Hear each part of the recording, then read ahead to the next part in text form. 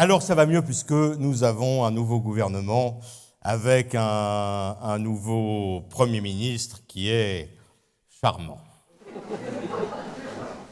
Alors évidemment, il y a pas mal de gens qui l'aiment pas parce que tout le monde sait qu'il est macroniste, mais je veux dire, c'est pas méchant. Alors c'est un type charmant qui est propre sur lui. Du coup, on peut pas dire qu'il est bien mis parce que ça.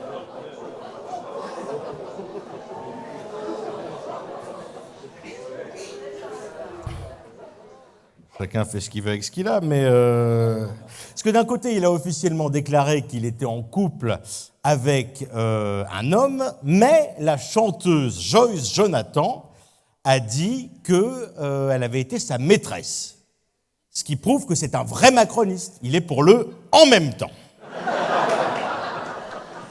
Et ce qui explique aussi, du coup, il aime les hommes et les femmes, ce qui explique son prénom, Gabriel. C'est un type charmant, c'est un type vraiment très, très agréable.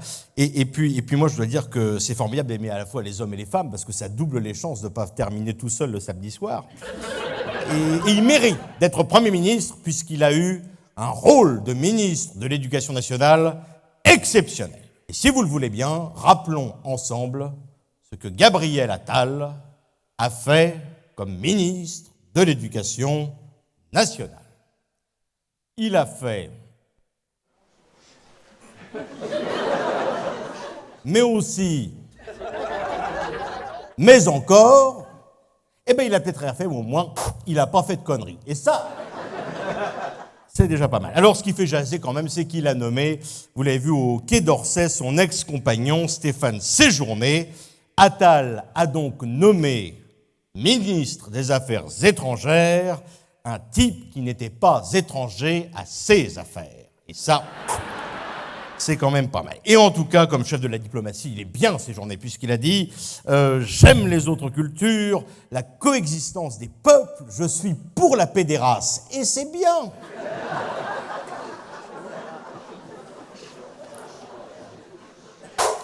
Hop, et pas.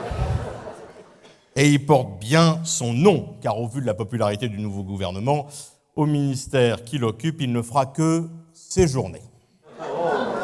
Vous êtes au courant. Mais, la rumeur dit que malgré leur séparation, Attal et Séjourné continueraient à se voir.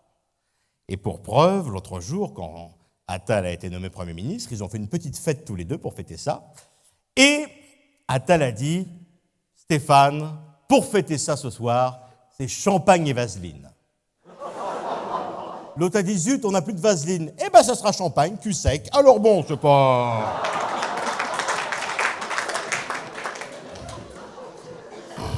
La soirée commence très fort. Alors, on a d'autres ministres, de nouveaux ministres qui sont très bien. D'ailleurs, j'ai voulu acheter un aspirateur. Quel rapport me direz-vous ? C'est très simple. Je suis allé chez Darty, où j'ai demandé l'aide d'un vendeur qui s'appelait Rachid. J'ai donc parlé à Rachid à Darty. Et ça... Alors vous avez vu ce qu'elle a dit ? Elle a dit un truc formidable, ça c'est authentique, elle était sur BFM, elle a dit « Depuis ma nomination, je suis refaite. » Quand on la regarde, elle n'a pas attendu sa nomination pour être refaite, parce que... elle est tirée de partout sauf du bon endroit, cette mémé-là. Vous avez vu, tout tient debout, c'est extraordinaire. Elle plie le petit doigt, elle ferme un œil, elle se gratte la tête, elle pète, c'est dramatique, Alors j'en finirai bien évidemment avec la révolte des agriculteurs, et c'est marrant, mais à mon avis, Macron se pointera peut-être pas au salon de l'agriculture cette année. Et alors vous savez d'ailleurs que, je ne sais pas si vous y étiez, dans la salle d'à côté, le week-end dernier, il y avait les vœux de notre bon maire, Annéry Le Pallec, qui est dans la salle ce soir. Et alors, il y avait Larcher, le président du Sénat, Barrot, le ministre, Pécresse, présidente de région. Donc, autant vous dire que c'est le seul endroit où vous aviez des chances d'entendre encore plus de conneries qu'ici.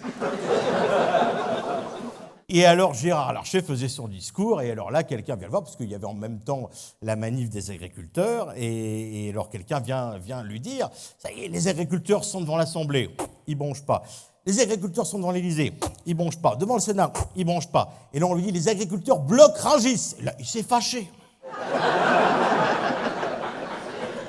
Et furieux. Alors, en plus, c'est sympathique parce que ces agriculteurs qui sont arrivés à Paris, certains par la gare du Nord, ils sont arrivés là, gare du Nord, le soir, il y a des gars à capuche qui sont allés leur proposer de l'herbe. Beaucoup plus cher que chez eux, je veux dire, c'est... Ils se sont dit, on vend notre carré de luzerne, on prend notre retraite à Monaco, quoi. Ce sont des gens charmants, alors ils sont allés à Pigalle le soir pour s'occuper un peu. Et d'ailleurs, c'est là qu'on voit qu'il y a du bon pecno en France. Ils ont demandé des chèvres gonflables dans les sex shops, et c'est...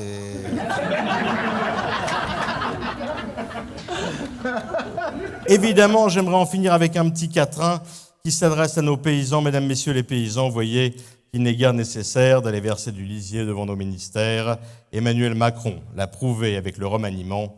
Pas besoin de vous pour mettre des fumiers au gouvernement.